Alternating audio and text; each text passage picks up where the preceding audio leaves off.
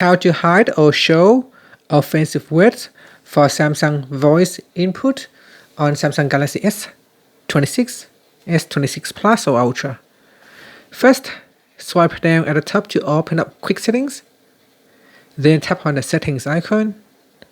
Now we scroll down and tap on General Management. After that, tap on Samsung keyboard settings. Now in here, we then scroll down and tap on voice input.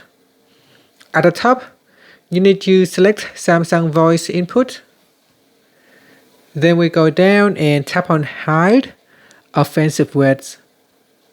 Here you can see it says hide potentially offensive words with asterisks.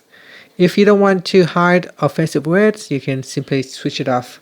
And now you can speak freely without the text being shown with an asterisk. And that's it.